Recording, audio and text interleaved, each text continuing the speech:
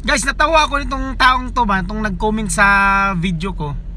Sabi niya sa akin, sabi niya, sana binasa mo ng maayos. Labanan nyo sa paraang patas. Labanan daw natin sa paraang patas, hindi sa fake news. So ibig sabihin, fake news pala tayo.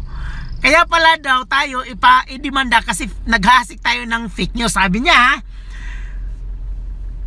Alam mo boy, kung sino ka mang putangin ng tao ka, alam mo, ang unang naghasik ng lagim ng fake news, yung mga yellow tards. Sila mga Aquino. Dati pa, 1986 pa, mga 1970s pa, naghasik na yan sila ng mga fake news. Kaya nga natanggal si President Ferdinand Marcos dahil sa ginagawa nilang fake news. Ano yung yung bombing sa Maynila dati, yung ang nag-utos pala mga NPA, sila pala ang nag-utos sa mga Aquino pala. Oh, ano yun? Back up pa nila ang ABS-CBN, back up pa nila ang GMA, back up pa nila ang TV5. Ngayon back up nila yung Rappler na walang kaalam-alam.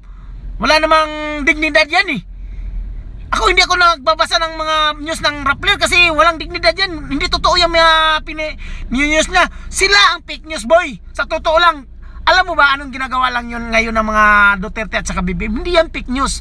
Talagang binubuli na lang kayo. Kaya alam namin yan na hindi totoo yung mga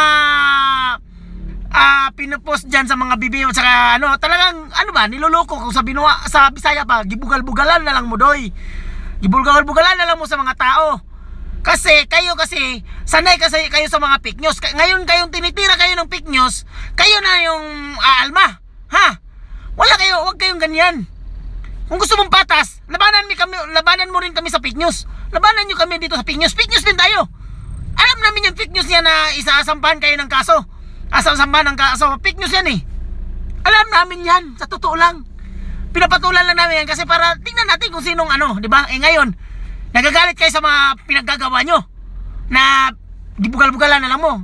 Hindi ko maano yung Tagalog ng bugal-bugal Sana niya yan, ng mga Tagalog. Hindi ko lang ano yung bugal-bugal sa Tagalog Sa amin Bisaya, bugal-bugal na lang yung ginagawa namin sa inyo. Sa totoo lang kayo ang fake news mga totoy. Mga yellow tards. Tangina yun. Sa totoo lang kawawa kayo. Pinapatulan nyo yung bugal-bugal. Yung yan, baka yan yung binubuli na kayo. Pinapatulan nyo pa. Ha? Akala nyo natatakot. Hindi natatakot yung mga yung mga BBM supporters. Kasi tunay kami. Totoo itong suporta namin kay President Duterte at saka kay BBM. Kasi kami, ang hinahanap lang namin katotohanan.